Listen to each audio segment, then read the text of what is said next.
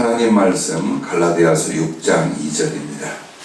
신약성경 갈라디아서 6장 2절 말씀 찾아 함께 봉독하겠습니다.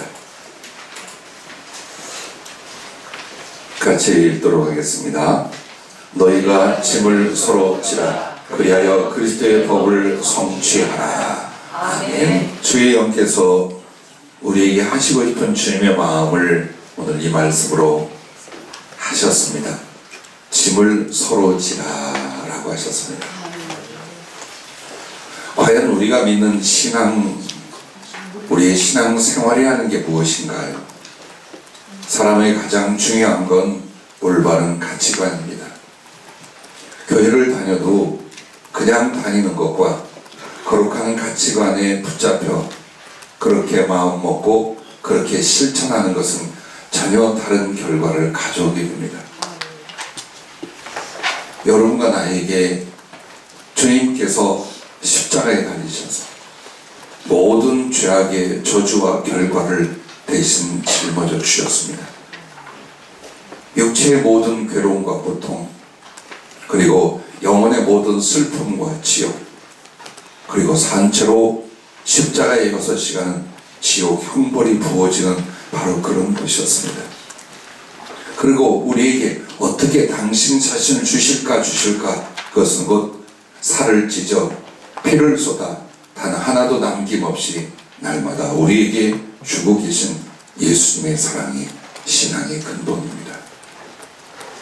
구원이란 무엇이며 하나님의 영생에 들어가는 일은 무엇이겠습니까? 하나님의 그 사랑을 우리에게 주신 것은 하나님의 생명을 우리에게 주신 것입니다. 그러나 생명이란 잠자는 것이 아니라 활동하는 것입니다. 즉 그리스도께서 우리를 사랑하사 자기의 모든 걸 내어주신 것처럼 우리도 그 사랑을 안고 믿음의 형제와 이웃들에게 사랑을 실천하는 것이 생명의 활동입니다. 즉 그것이 구원입니다. 만약 여러분과 내가 예배 중심으로 끝나는 신앙생활이라면 우리는 장담할 수 없습니다. 왜냐하면 하나님께서는 사랑하시는 그 사랑을 가슴에 가두지 아니하시고 내어주시고 보내시고 계속해서 파송하십니다. 이처럼 하나님의 생명과 사랑을 얻었거든 우리는 이 세상에 사는 동안이 바로 그 사랑을 실천하고 훈련하고 하늘에 들어가는 것입니다. 아멘. 그것 외엔 없습니다. 아멘. 기대하지 마십시오. 우리의 이기심도 욕망도 세상적인 유행도 다 그거 제거되도록 훈련하고 계십니다. 오직 하나님의 중심과 생명은 바로 십자가의 사랑이었고 구원은 그 사랑을 실천하는 가운데 이루어진다는 것을 잊지 마시길 바랍니다. 그러므로 주님은 자기의 십자가를 지셨거니와 주를 따르는 제자들에게 너의 십자가를 지도록 하셨습니다. 그 십자가가 저주요 지옥의 상징이지만 그것은 바로 구원을 이루는 사랑이셨습니다. 우리 또한 우리의 십자가라는 게 무엇이겠습니까? 주님과 다른 형제와 이웃들을 위하여 사랑의 짐을 지는 것입니다. 그것을 벗고서는 하늘나라에 들어가지 못합니다. 사랑의 십자가를 저버리고서는 우리 안에 성령이 계실 수 없습니다. 2019년 마지막이 갑니다. 과연 주님은 우리에게 무엇을 말씀하실까 할 때 바로 이 사랑에 관하여 말씀하시며 짐을 서로 지라라고 하셨습니다. 여러분, 특별히 여러분과 나에게 교회라는 것은 무엇일까요? 우리는 우리 개인적으로 예수님을 믿고 하나님과의 친분을 쌓아 천국에 갈 수 있을 수도 있습니다. 그러나 지역적으로 교회를 세우시고 이 교회를 통해 예배하며 은혜를 얻으며 또 하나님의 선한 일을 감당해 가요. 그럼 과연 하나님의 세우신 교회는 무엇입니까? 성경에 하나님께서는 이렇게 말합니다. 나의 집이다 라고 말합니다. 단지 그것은 하우스가 아닙니다. 가정이요 집안이라는 뜻입니다. 여러분이 가만히 살아온 세월을 보십시오. 모든 눈물이며 수고며 그리고 희망과 즐거움이 어디에 있었습니까? 가정을 세우는 일, 집을 세우는 일에 있었습니다. 그것은 하나님이 주신 인성의 본성입니다. 왜? 하나님과 그 백성들의 영생이, 천국 삶이 바로 그것이기 때문에 그와 같습니다. 그래서 주님께서는 너희들의 집이 있고 너희들의 집안을 세워가듯이 나의 집은 교회이다라고 말합니다. 그리고 그 교회에서 하나님이 주신 은혜와 사랑을 실천하고 훈련하는 것입니다. 과연 여러분이 교회 생활을 통해서 얼마나 받은 바 사랑을 나눌 수 있느냐, 이것이 그릇이 되며 또 하나님의 생명을 얻되 더 풍성히 얻는 가장 중요한 요건입니다. 부디 여러분 바쁘시고 혹은 개성과 생각이 다를 수 있지만 교회는 주님의 집이요, 여러분과 나는 그 주님의 집을 세워가는 하나님의 일꾼이요 사랑의 사도라는 것을 잊지 마시기를 바랍니다. 교회가 부흥한다, 성전을 건축한다, 그런 것들은 가시적이에요. 하지만 하나님이 인정하는 것은 무엇입니까? 진실한 사랑이 실천되는 교회입니다. 그리고 그 교회가 영적으로 양적으로 성장하지 못할 이유가 전혀 없습니다. 다만 주님이 많은 계획과 약속을 가지고 있어도 제일 중요한 것은 과연 주님의 사랑을 얼마나 품고 나눌 수 있는 바로 그 심령과 그릇들이 되고 있는가, 여러분은 그것을 봅니다. 연말이 되어가면 각 기관, 또 여러 봉사기관에서 임원을 세운다든가 봉사직을 새롭게 정합니다. 서로 하시려고 해야 돼요. 여러분 이게 뭔 줄 아십니까? 저요 맹구입니다. 다른 것 기대하지 않습니다. 우리의 얼마나 큰 힘이나 재력이 있느냐, 그것으로 주의를 하는 것이 아닙니다. 교회 안에서 주님의 이 사랑을 가장 먼저는 믿음의 형제들에게 나누는 거예요. 그걸 못하는 사람이 나아가 이웃과 세계 선교와 구제를 한다, 거짓말입니다. 절대로 그렇게 안 합니다. 그래서 주님이 여러분과 나를 못났던 잘났던 성령으로 엮어 한 교회, 주님의 집에 한 가족들로 세워주시고 거기서 주님의 마음과 사랑을 배우고 입으며 그것을 우리가 서로 나누게 하십니다. 그렇게 사랑의 거룩한 성장을 통하여 전 세계를 향하여 여러분은 때로는 물질로, 때로는 성령으로, 때로는 모든 사랑의 도움으로 나아가 예수님의 사랑을 생명으로 전하게 하실 것입니다. 오늘 우리는 우리의 앞날과 우리의 집안만을 들여다보면서 왜 안 풀리지? 왜 변화가 없지? 왜 소원대로 되지 않지? 많은 고민을 합니다. 여러분은 하나님의 종입니다. 그의 백성이며 우리 스스로 주를 위해 살겠다는 주님의 종들이요, 그의 백성들. 나의 집이 먼저입니까? 하나님의 집이 먼저입니다. 사랑이 먼저입니까? 갖는 것이 먼저입니다. 그래서 주님이 너희는 먼저 그의 나라와 그의 의를 구하라. 그리하면 이 모든 것, 즉 너희가 원하고 삼하는 육신과 삶에서 필요한 것들은 하나님이 얼마든지 주시겠다고 약속을 하신 것입니다. 그러므로 여러분과 내가 교회를 중심으로 하여 하나님을 섬기고 그리고 이 생명의 사랑을 실천해 나갈 텐데, 오늘 세 가지를 말씀을 하셨어요. 그 첫째가 그리스도의 법을 성취하라 라는 말씀으로 주제를 주셨는데 여기에 세 가지가 있습니다. 여러분, 그리스도의 법이 무엇입니까? 갈라디아서 5장 13절부터 14절에는 이렇게 말씀을 하고 있습니다. 오직 사랑으로 서로 종노릇하라. 온 율법은 내 이웃 사랑하기를 네 자신같이 하라 하신 한 말씀에서 이루어졌나니. 자, 하나님의 모든 말씀과 율법의 축약은 뭐냐? 하나님을 사랑하되 마음을 다하고 목숨을 다하고 힘을 다하여 주 너의 하나님을 사랑하고, 둘째는 이와 같으니 네 이웃을 네 몸같이 사랑하라. 바로 이 말씀이에요. 그러므로 유대인들은 구약의 율법 600여 가지 그리고 10계명이 모든 신앙의 지침이라고 생각하고 있었습니다. 그런데 예수님 오셔서 요한복음 13장 34절 35절에 보면 이렇게 말을 하십니다. 새 계명을 너희에게 주노니. 구약의 그 율법이나 10계명 정도가 아니라 새 계명이 있답니다. 새 계명을 너희에게 주노니 서로 사랑하라. 내가 너희를 사랑한 것 같이 너희도 서로 사랑하라. 너희가 서로 사랑하면 이로써 모든 사람이 너희가 내 제자인 줄 알리라. 할렐루야. 자, 우리의 신앙생활의 행위 규범, 심령의 상태는요, 단 하나라는 거예요. 하나님을 사랑하고 이웃을 사랑하는 거예요. 그것을 그리스도의 법이라고 말합니다. 법이라는 건 안 지키면 안 된다 이 말이에요. 선택이 아니에요. 그 법은 하나님의 사랑이요, 구원을 받은 영혼의 모습이요, 그리고 하나님의 생명의 흐름의 모습이에요.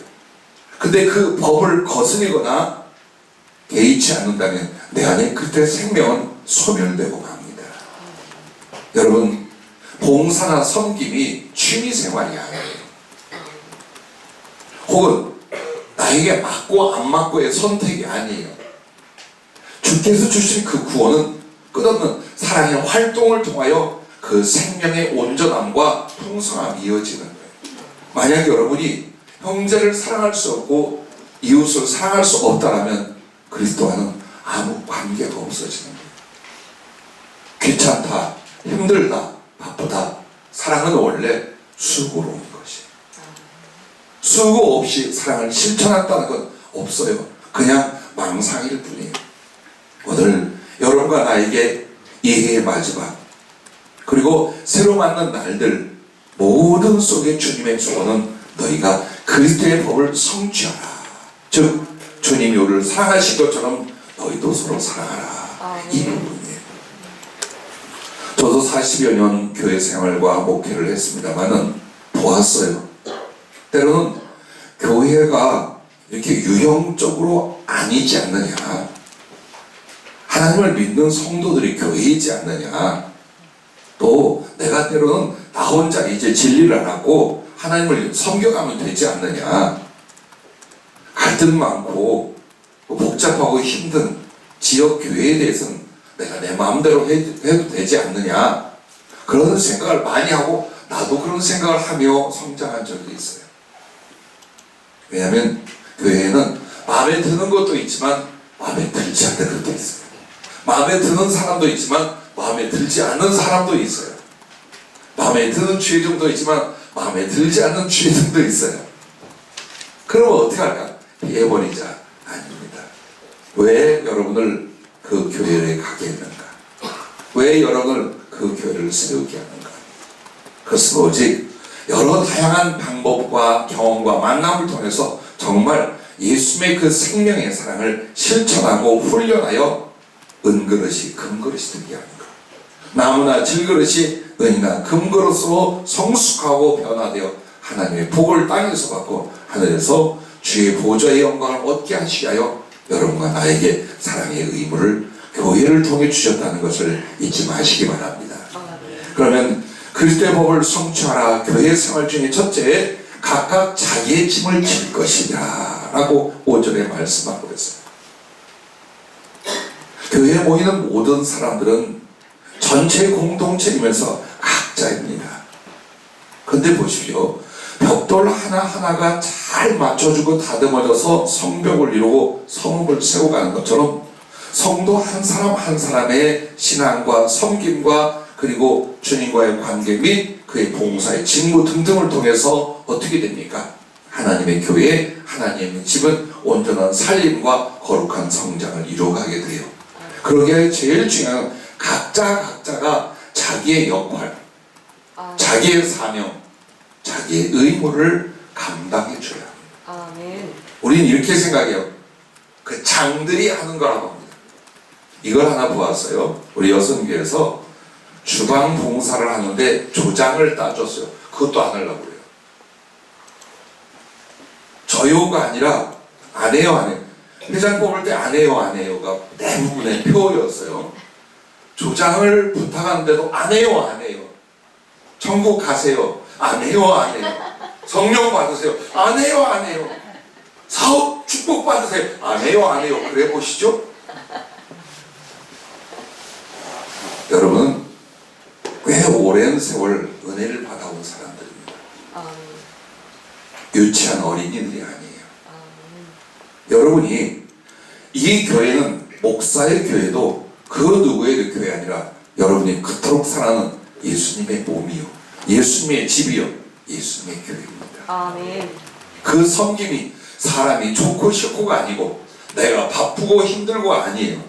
주님의 집에서 봉사하고 섬기고 사랑하는, 그걸 통해 주님을 사랑하고 이 사랑을 생명 안에 나눠가는 것이에요. 그래서 여러분과 나에게는요, 대부분 모든 교회에서 성도들 각자가 자기 짐을 지는 세 가지가 있어요. 그 첫째가 경제적인 부분입니다. 하나님께서 교회를 세우셨을 때에 경제적인 섬김과 수고가 없이 그냥 알아서 하라고 하지 않았어요. 구약 성경부터 하나님의 성소, 그리고 하나님 앞에 예배를 드리고 그것을 전문으로 맡고 이렇게 할 때에 언제나 주님께서 말한 것이 11조와 헌금들이었어요. 그러므로 이제는 11조나 헌금이라는 것을 감추어 놓고 생각할 때가 아니에요. 이제는 한 교회를 주님의 집으로 세워가며 마땅히 필요한 것들과 양식을 위하여 주님은 뭐라고 하십니까? 11조와 헌금에 대해서 말씀하셨어요. 우리는 이렇게 생각합니다. 하나님이 무슨 물질? 하나님이 그렇습니다. 하나님은 물질이 필요 없습니다. 그러나 그분의 사랑을 실천하는 방법이 바로 이 세상에서 물질입니다.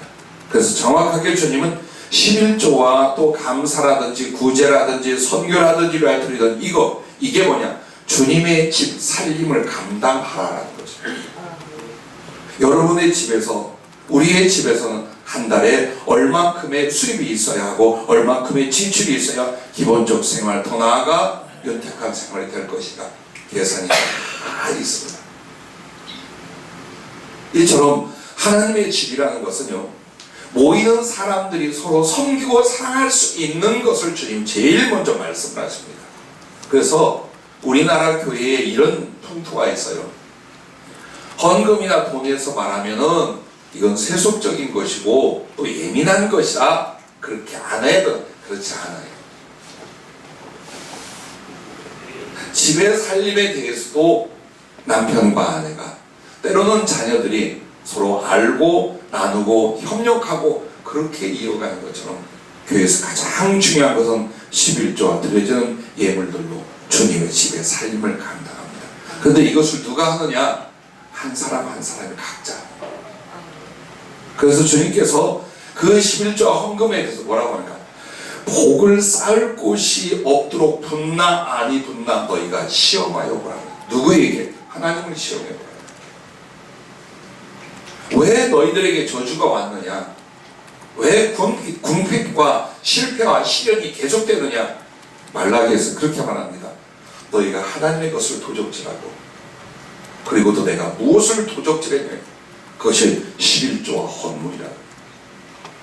하나님께서 이는 명하셨어요. 왜? 우리로 하여금 물질과 세상 욕망으로 그 영혼이 쓰러져 가지 않고 정말 하나님의 생명을 사랑으로 나누게 하여 성경은 그렇게 말합니다.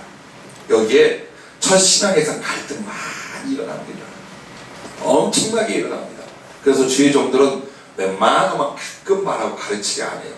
어느 날 저에게 몇몇 분이 말씀하셨습니다. 목사님의 교회와 교인들을 가난하게 만들고 있습니다. 목사님은 교인들에게 헌금에 대한 이야기하지 아니하므로 좋은 목사님으로 느껴질지 모르지만 실제로 그들의 영혼과 경제력은 매우 가난할 것입니다 라고 예언을 해요. 그 말이 맞아요. 하나님이 여러분을 경제적으로나 강건함으로나 영적 풍요를 위하여 물질을 말한 이유가 거기에 우리의 의지와 믿음과 인격과 삶과 미래가 다 있어요. 그렇게 살고 있어요. 그래서 그것을 하나님 앞에 드려서 어떻게 하는 겁니까? 섬기는 거예요. 나누고 베푸는 거예요. 그렇게 하는 거예요. 그러게 하여 각자의 짐을 전하라는 것이 뭐냐? 제일 먼저가 11조와 마땅히 드려질 그 헌금을 통하여 섬길 것과 운영할 것과 베풀 것에 대하여 베풀 수 있도록 하라, 이 부분이라고 하셨습니다. 서울에서 한 집사님이 저를 찾아왔었습니다. 큰 교회의 선교부장이셨습니다. 근데 주님의 뜻을 알게 하여 저를 찾아왔는데, 그이는 아주 세계적으로 유명한 그 아웃도어 백들에 대하여 하청을 맡은 공장을 운영하는 사장이었습니다. 너무 어렵고 고난이 계속됐습니다. 그리고 이제는 마지막 가지고 있던 천안의 공장 그리고 그 부지를 팔아야만 될 것입니다. 근데 거기는 팔릴 수 없는 법적으로 묶여있는 곳이었습니다. 만약 판다면 그 공장의 내용을 그대로 인수하고 그 업종을 그대로 해야 될 사람이 그걸 사야 했습니다. 그러나 사양길이었습니다. 그러므로 꽤 오랫동안 그것은 마지막 자기의 재산이면서 쓸모없는 것이 되고 말았습니다. 그가 하나님 앞에 이렇게 저렇게 살 것을 약속했습니다. 주님이 기도할 때 그분에게 대답해 주셨습니다. 한 달 안에 네가 원하는 가격대로 그 공장과 부지를 매매하게 될 것이다. 그때 그분이 약속을 했습니다. 저희 교회에 건축 헌금으로 1억을 하겠습니다. 당연히 본교회 11조 감사를 하겠죠. 그래서 그러지 마십시오 그랬어요. 왜? 지금 약속하고 나중에 못하는 것보다 약속하지 마십시오. 우리 교회는 건축해 나가고 있으니까 안 해도 됩니다. 그러나 하나님 앞에 계획한 것 주님의 명령은 지키십시오. 그리고 한 달 내에 정말 원하는 60억의 그 공장과 부지가 팔렸어요. 저에게 왔습니다. 이것저것 먼저 하고 나니까 부족합니다. 그러므로 5천만 원만 헌금하겠습니다. 아니요, 안 하셔도 됩니다. 본교회는요 아무 말이 없어요.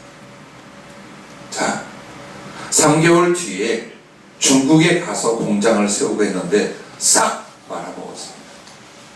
그리고 집도 가지고 있는 마지막 재산도 다 날려버리고 3개월 뒤에 왔습니다. 왜 이렇게 살아야 합니까? 성경에 뭐라고 써 있습니까? 물질의 욕심은 영혼을 도적질 당합니다.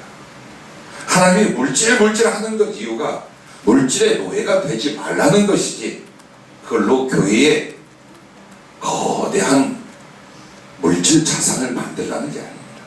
마땅히 섬겨야 할 것과 베풀어야 할 것과 나눠야 할 것, 그 정도의 것만으로도 하나님은 얼마든지 영혼이 잘되고 육체가 강건하고 범사에 형통할 수 있도록 부어줄 수 있습니다.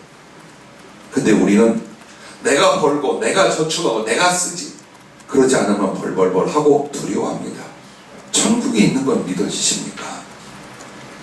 하나님의 구원은 믿어지십니까? 그러나 하나님께 마땅히 사랑의 섬김을 드리고 나면 하나님이 경제력을 책임진다는 건 안 믿어집니까? 참 희한하죠.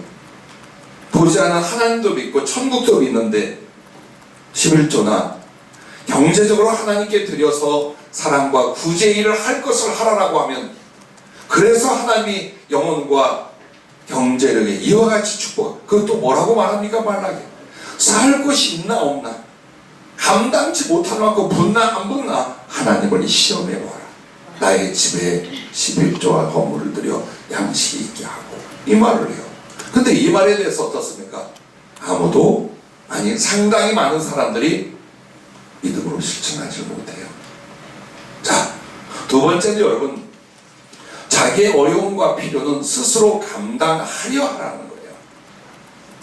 자, 나의 어려움으로 인하여 다른 사람들에게 부담과 아픔을 주지 말고 할 수만 있으면 나의 어려움과 필요는 스스로 감당해 가려 하라. 이 말이 어디에서 나왔냐? 교회가, 우리 교회는 해당이 안 돼요. 예루살렘 교회라든가 초대교회가 굉장히 큰 기적과 권능과 사랑의 역사로 말미암아 사람들이 막 급증했어요. 그러니까 그런 사람들 중에는 자기의 전 재산을 다 내놓아 가난한 사람과 복음 전파를 위해서 다 헌신을 했어요. 그래서 교회가 갑자기 엄청나게 부자가 되기 시작했어요. 가톨릭이나 유럽이나 미국의 교회들처럼요. 그렇게 했어요. 대부분의 오래된 유럽이나 미국의 교회들은 자산 형성이 어떻게 되냐, 이런 거룩한 풍토가 있어요. 죽을 때에 사회화하거나 교회에 드리는 걸로 이거랍니다. 그렇게 해서 하나님의 선한 사업을 위하여 그걸 사용할 수 있도록 대부분에 돌아가실 때에 그것을 교회에 기증을 해요. 그렇게 해서 조그만 교회 같아도 섬기고 구제할, 선교할 힘이 다들 대부분 있어요. 자, 근데 여러분과 내가 신앙생활을 하면서요, 우리들은 지금 그렇게 뭐 교회에 신세를 지거나 도움을 받는 일이 그렇게 없어도 충분해요. 근데 그때에 2000년 전이에요. 가난하고 병들고 힘든 일이 정말 많았어요. 그래서 그들을 전부 다 돌보는데, 그렇지 않은 이들도 이제 교회 그 시스템에 자기들을 의지해서 도움을 받고 경제력을 이렇게 챙겨나가는 게 있었어요. 그것을 통하여 그러지 마라. 과부도 60 이상이 되고 정말 정절을 지키고 정말 기도하고 남을 돌볼 수 있는 이런 참 과부 제도를 세워서 그들은 교회가 끝까지 뒷바라지하고 젊은 과부들은 스스로 가족과 자녀를 갖게 하고 이런 식으로 제도가 만들어졌어요. 그러면서 오늘 그 부분은 아니지만 우리 또한 그래요. 우리들에게 있는 아픔과 어려움을 내가 스스로 감당하고 극복하고 성숙해 간다면 교회는 늘 모일 때마다 얼마나 더 힘이 있겠습니까? 그리고 세 번째는 신앙 인격의 성장을 도모하여 교회의 성장을 이루려 하는 거예요. 교회의 성숙은요, 한 사람 한 사람의 성장을 통해 이루어지는 거예요. 외부의 어떤 사람들이 혹은 약간의 헌금이 교회를 성숙시키지 않아요.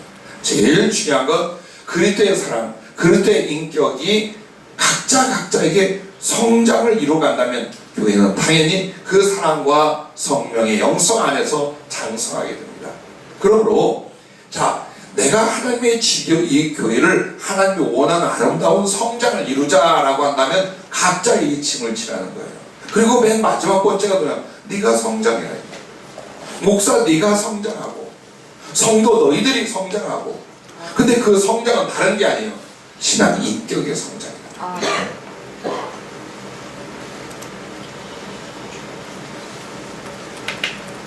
어느 교회나 고민이 있어요. 새로 오시는 분들이 많아요. 근데 가는 분들도 많아요. 물론 멀리 이사를 하거나 이주를 해서 교회를 옮기는 것은 할 수 없잖아요. 그런데 그것보다는 마음이 상하여 교회를 떠나거나 옮겨가는 이들이 왕왕 있어요. 이것은 모든 성도와 주의 중의 책임이에요. 왜? 위로가 필요했어요. 사랑이 필요했어요.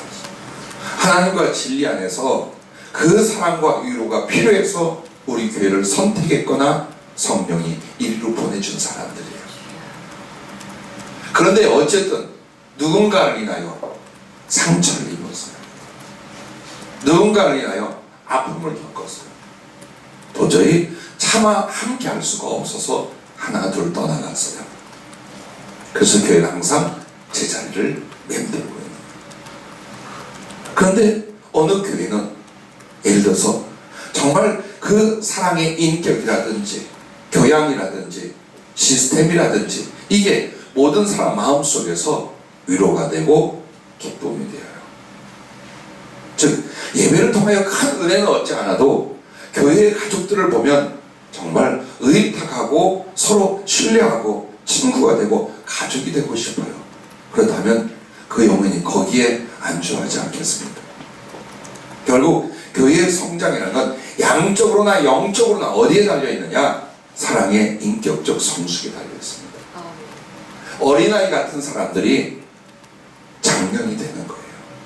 이기적인 사람들이 사랑할 줄 아는 사람이 되는 거예요.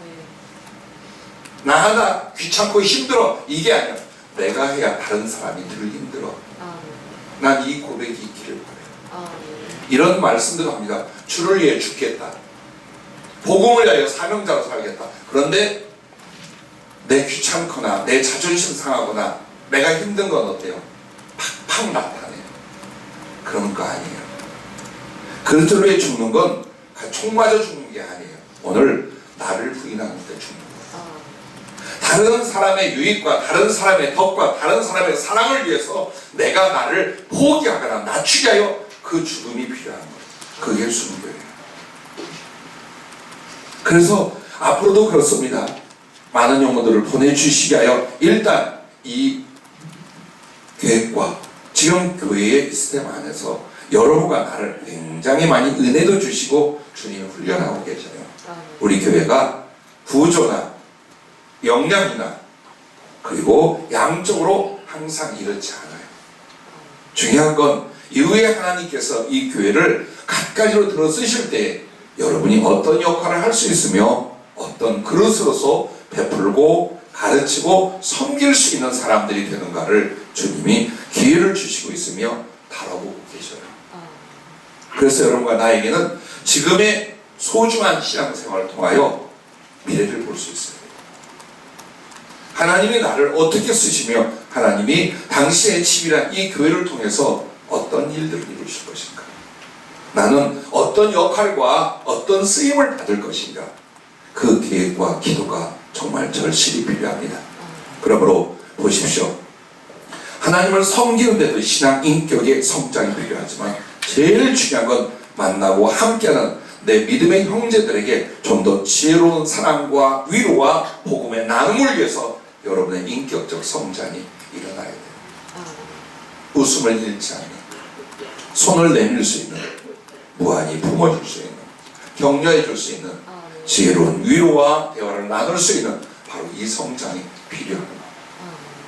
만약 여러분과 내가 거치는 돌이라면 계속해서 나를 위하여 돌부리에 발이 채여 넘어지던 사람들이 넘어져요. 내가 인격적으로 성숙하지 않으면 내 가정이 그와 같고 하나님의 집에서 그와 같은 어떤 거치는 돌이 되고 말아요. 마치 유대인들처럼요. 그러나 여러분과 나는 어떤 돌이 되어야 되냐? 디딤돌이 되어야 돼요. 진흙구덩이, 심한 물살로 흘러가는 그 개울물에 하나하나 징검다리처럼 디딤돌이, 나를 밟고 은혜를 얻고 나를 밟고 가면서 위로를 받으라. 그런 교인들, 그런 성도들이 성숙되어 가고 자리를 잡아줘요. 여러분 그렇게 합니다. 우리는 획기적인 교회의 부흥과 변화를 바랍니다. 획기적이란 건 없습니다. 한 사람 한 사람이 이와 같이 내 역량, 나의 의무를 감당하고 성숙해 갈 때 교회는 조용히 그러나 정말 힘있게 하나님께서 기뻐하는 성숙을, 성장을 이루어 주실 것을 여러분 믿으시기를 바랍니다. 자, 두 번째는 무거운 짐을 서로 지라. 2절 말씀이요, 사실은 원어에는 무거운 짐을 서로 지라 이 말씀 앞에 무거운, 그렇죠, 무거우니까 서로 같이 지는 거예요. 짐을 져라. 그러면 우리가 교회 안에서 정말 주님 사랑, 서로의 사랑을 위하여 살아갈 때에 서로 짐을 져야 될 만한 게 뭘까요? 성전 건축이라든가 교회의 부흥입니다. 아멘. 여러분과 내가 생각하기는 교회의 그 성전 건축이라는 건 해도 되고 안 해도 되잖아요. 나도 그렇게 생각하고 살았어요. 그런데 보십시오. 다윗 왕이 어느 날 자기는 백향목의 은금 보석으로 정말 화려한 왕궁을 지었습니다. 왕권을 잡은 뒤에. 그리고 나서 양심에 찔림이 있어요. 왜? 하나님의 성전, 성소라고 하는 것은 텐트 장막 안에 있었어요. 금으로 만든 기구들 몇 개, 그냥 텐트 쳐놓은 거야, 한마디로. 그래서 그가 기도를 했어요. 하나님, 내가 하나님의 집을 짓게 해주십시오. 선지자가 하나님의 말씀을 받아봤어요. 내가 언제 집이 필요하다고 하더라고요. 내가 언제 어디에다가 집을 짓고 어디에다 집을 짓다고 하더라고요. 내가 무슨 집이 필요하느냐? 필요 없다 이 말이에요.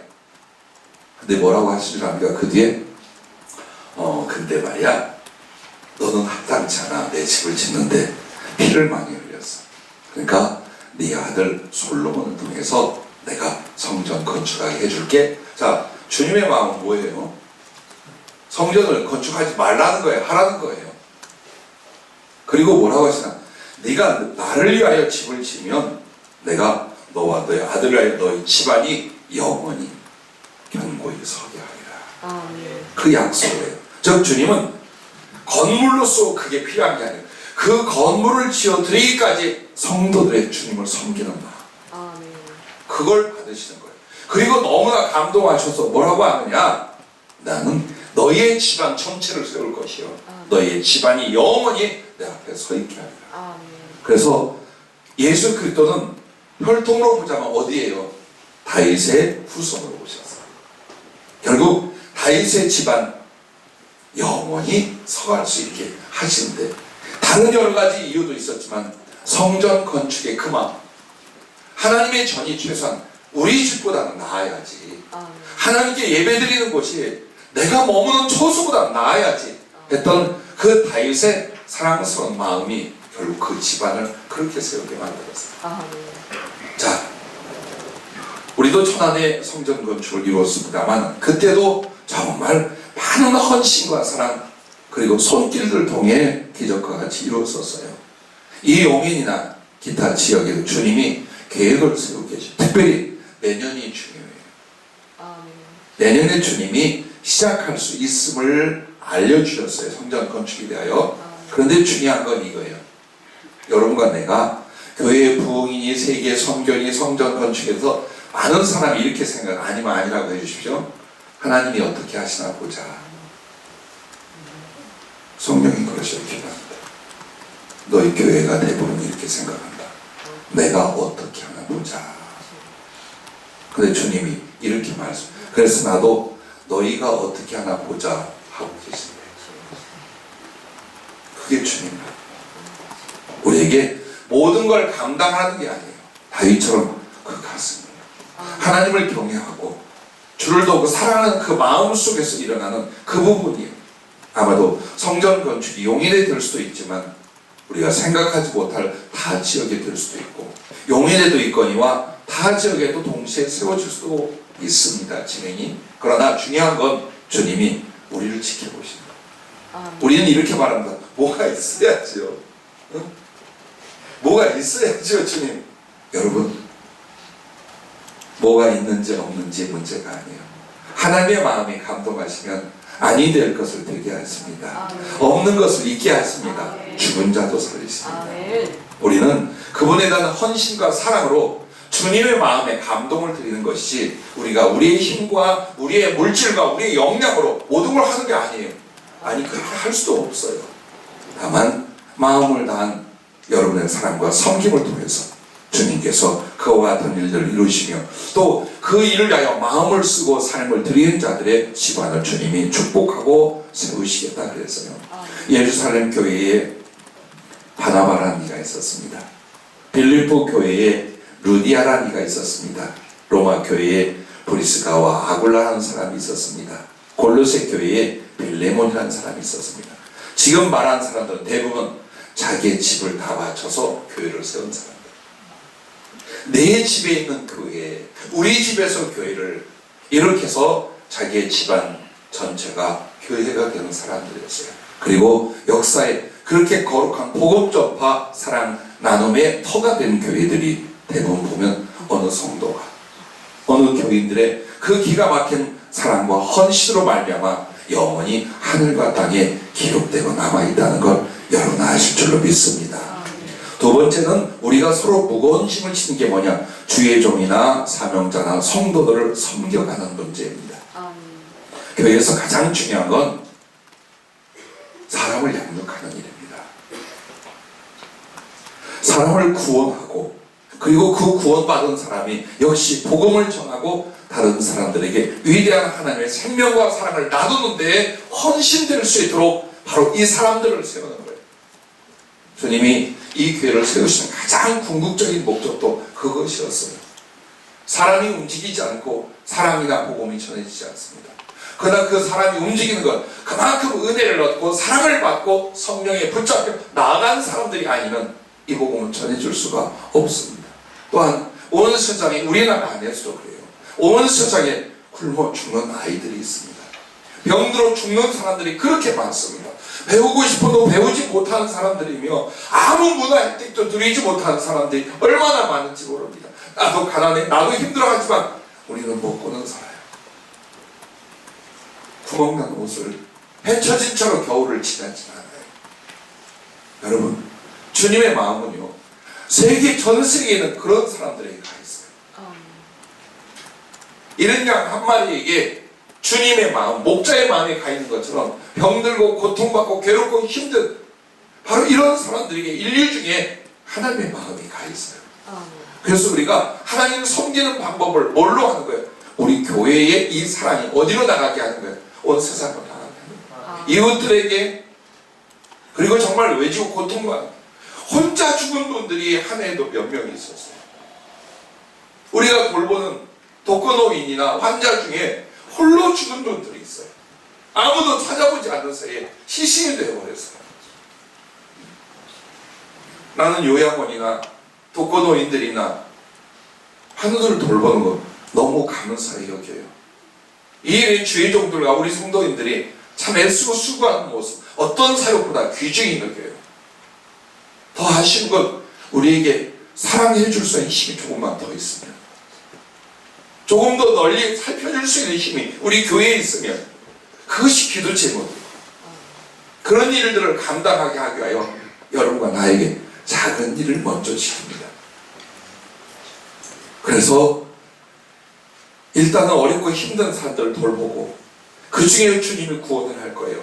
그리고 또 그 중에 사명자가 되어 복음을 전하러 갈 것이며, 또 가난한 자와 병든 자와 죽어가는 자들을 위하여 퍼주고 나누는 사람들을 세울 겁니다.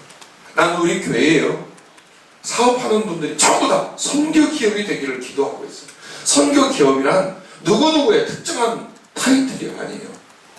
여러분이 사업을 하고 경제력을 바랍니까? 전부 다 거기가 소원하라 돼요. 죽어가는 사람 살리고 병든 사람 고치고, 그리고 교육이 필요한 곳에 학교를 세울 수 있고, 고아원과 양로원을 세우고, 죄종과 사명자들의 마지막을 돌봐주고, 그리고 정말 주를 위하여 헌신된 사명자들의 뒷바라지를 해주고, 이걸 위해서 하나님께 소원하고 그 중심을 가져달라는 거예요. 조그만 구멍가게를 하더라도 선교 기업이 되기를 바라라는 거예요. 주님이 사랑을 베푸는 사람에게 더 큰 사랑을 실천하게 안 하겠습니까? 여러분 보십시오. 내 것 가지고 벌벌 떠는 사람에게는 주면 더 탐심으로 빠지게 돼 있어요. 그러나 가난하고 어리고도 자꾸만 어려운 사람이나 영혼 구원을 위해 나누는 사람들은 무엇을 주어보십시오. 그렇게 안 하나 더 아름다운 사랑과 주님의 구제와 복음 전파를 세상에 이루어갈 것입니다. 그러므로 보십시오. 우리 교회는 돌봄을 필요로 하는 이들이 많아요. 그럼 여러분 마음속에 좋아, 내가 감당하고 내가 섬기고 내가 돌보고 내가 뒷바라할수록 주님 내게 힘을 주시옵소서.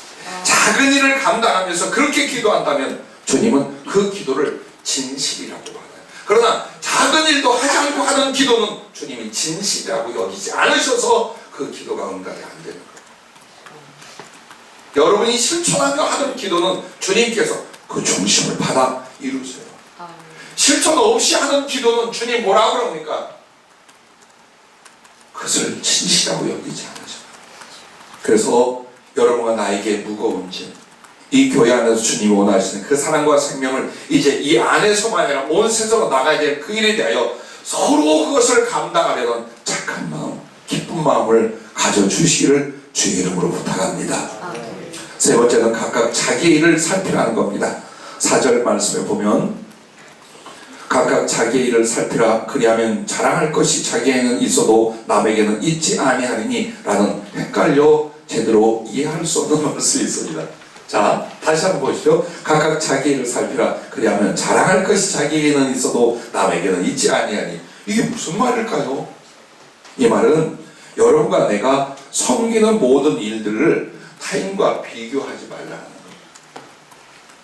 즉 한마디로 시기와 질투, 허영, 불만 이런 걸 품지 말라.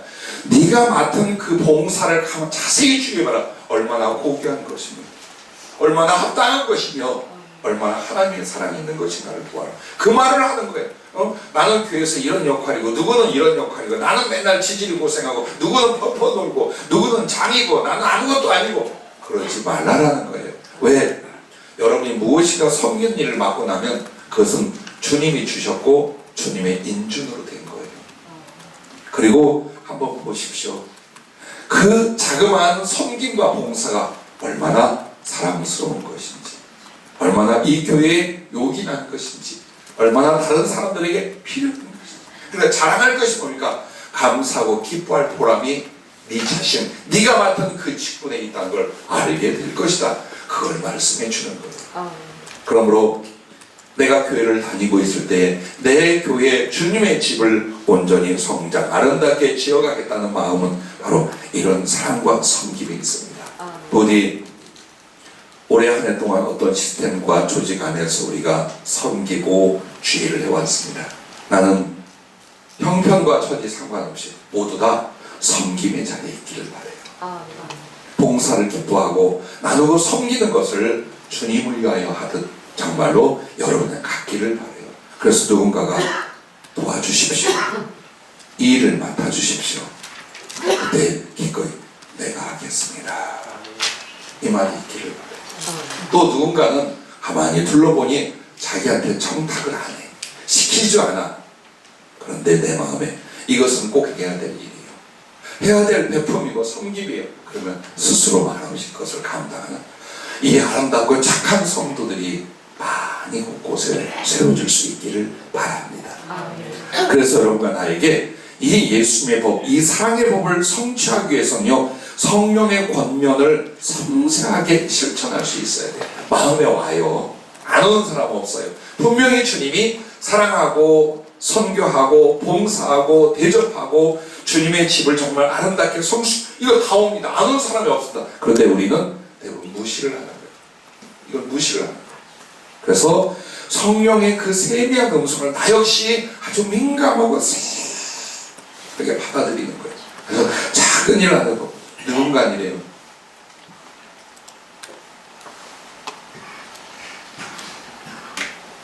어느 날 어느 분이 어떤 어려운 분이 있었어요. 정말 절실히 필요했어요. 근데 누군가가 기도하는데 주님이 액수까지 일러주면서 주의 종을 통해 전달하라고 지시합니다. 그래서 그렇게 나눈 적이 몇 번 있어요. 성령의 감화, 그분의 권면, 정말 깨어있잖아요. 섬기고 사랑할 수 있는 일 엄청나게 많아. 그리고 그 뒤에 축복이란 상상할 수 없어요. 우리 어린이 주일학교 힘든 아이들에게 남몰래 용돈을 주는 이들이 있어요. 청소년들의 간식을 도맡은 이들도 있어요. 항상 보면 그 두 사람이 딴 데 지원받죠. 정말 어렵고 힘든 사명자를 위하여 음식을 남들 몰래 계속 전달하는 분도 있어요. 여러분들에게 일어나는 정말 착한 일, 사랑스러운 일, 감동을 주는 일들 많아요. 알아요. 나만 알겠어요. 나도 한다면 주님이 알아요. 그렇게 사십시오. 그리고 그런 마음과 그런 섬김을 주님 나로 크고 깊게 할 수 있게 주십시오. 내 살아생전 이 사랑의 일들, 이 섬김의 일들을 그래서 그곳에 예수님의 생명과 축복이 흘러갈 수 있는 그런 도구로 나를 써주시옵소서. 여러분의 소망과 기도가 있기를 바랍니다. 자, 말씀 마치는데 이 그리스도의 법, 사랑의 법을 성취해가면 첫째는 영혼의 성숙을 크게 이룬다라고 했습니다. 여러분, 야인이었던 모세가 어떻게 하나님의 집 수백만 명 이스라엘을 지도하는 이로 섰을까요? 거칠고 무지했던 사울이 바로 바울 사도가 되었습니다. 또한 여러분, 하늘나라에 24장로가 있습니다. 히브리서에는 뭐라고 하냐, 하늘에 기록된 장자들의 모임이 있습니다. 이 모임이 정말 있습니다. 많은 구원받은 의인이 된 영들 가운데에 장자들이 있습니다. 그들을 장로라고 말합니다. 그럼 그들이 누구일까요? 가장 영혼의 사랑을 통하여 영혼의 성숙을 이룬 사람들. 그들이 하늘에서도 장자들의 모임이요 24장로의 파멸이라고 그렇게 성경은 말해요. 그것은 우리에게 보여주는 거예요. 너도 이 땅에 살면서 영혼의 성숙을 이루는 일이 하늘에 가서 어떤 영광과 상급인가를 보아라. 그걸 우리에게 가르쳐주는 거예요. 그래서 여러분의 사랑은 봉사로 끝나지 않아요. 심령과 영혼의 엄청난 그리스도를 닮은 성숙을 이루게 되는 거예요. 그것이 하늘까지 이어져 주님의 품 가장 가까운 곳에 사랑과 영광의 지위를 얻게 된다는 것을 잊지 마시길 바랍니다. 두 번째는 여러분들을 인하여 교회의 성장을 온전히 이룬다라고 하셨습니다. 여러분, 예루살렘 교회가 기적으로 말미암아 사랑이 많이 온 것 같죠? 그렇지 않아요. 저도 기적을 많이 해봤습니다. 주님이 허락해서. 근데 그 기적을 경험한 사람들이 다 남아서 봉사하고 충성하는, 안 그래요. 조금만 삐져도 가요. 그 말은 사람에게 정말 중요한 게 뭐냐? 상처를 안 받고 위로와 사랑을 얻는 부분이었어요. 마음에 상처를 받잖아요. 죽었다가 살아난 사람들도 빠이빠이 하고 가. 아주 언제 그런 은혜를 받았느냐 하듯이요 떠날 수 있어요. 그런데 예루살렘 교회에 제일 중요한 건요 사랑이었어요. 정말 예수 믿는 사람을 미워하는 그 주변 사람들도 초대교회를 향해 이렇게 말했답니다. 보라, 저 예수 믿는 것들은 서로 얼마나 사랑하는가. 그렇게 전승에 내려와요. 사람들이 그렇게 말했다. 그래서 날마다 구원받는 사람을 주님이 더해줬어요. 왜? 그 사랑으로 말미암아 생명을 얻고 사랑의 일꾼이 되기 시작을 하는 거예요. 그러므로 하나님이 사람을 붙여주시고 그 영혼이 거듭나는 과정은 항상 어떤 힘에 있다? 말씀과 성령을 통한 사랑의 힘에 있다. 그러므로 교회의 진짜 영적 성숙 그리고 그 모든 모습의 성장은 우리들이 사랑을 실천해 가는 거예요. 그리고 사랑의 성숙을 이루어갈 때 하나님의 사람을 보내주고 자리를 잡게 하실 줄로 믿습니다. 세 번째는 무엇을 구하든 주께 받는다는 거예요. 요한일서 3장 21절부터 24절에 보면 정말 주님이 여러분이 주님이 기뻐하는 일을 행함으로 기꺼이 무엇을 구하든지 그에게서 받는다라고 말씀을 합니다. 그럼 보면은요 성도들을 섬기면서 이런 게 있어요. 우리 성도님들이 내게 기도 요청을 안 해도 내가 먼저 기도를 묻고 싶은 일이 있어요. 축복이 나가는 사람들이 있어요. 그들의 사랑과 섬김을 보면서 주님 저들을 축복해 주시옵소서. 이 사람들을 세워주시옵소서. 내 가슴에 절대적인 감동으로 기도하고 축복을 비는 상대들이 있어요. 그러면 예수님은 안 그러겠어요. 예수님도 그렇단 말이에요. 먼저 네 소원이 무엇이냐고 물어보는 성경의 일들이 있어요. 네 소원이 무엇이냐. 네 믿음대로 될지어다. 자, 여러분 보세요. 기도라는 건 법칙이 아니에요. 공식이 아니에요. 주님 마음에 기뻐하는 자들에게 내가 할 수 없는 그것을 그리고 나의 소원을 기꺼이 들어주시는. 왜? 네가 나를 사랑하니까 나도 너를 사랑하여 너를 기쁘게 하리라. 이것이 소원에 대한 성취의 응답이랍니다. 그래서 이후에 여러분과 나에게 지금의 소원과 기도 많이 있어요. 중요한 것은 조금 더 많이 하느냐 적게 하느냐 기도의 분량이 아니에요. 솔직히 소원이 이루어지는 건 내가 하루를 더 기도했더라 1시간 더 기도했더라가 아니에요. 내가 주님을 얼마나 기쁘시게 했는가. 거기에 달려있어요.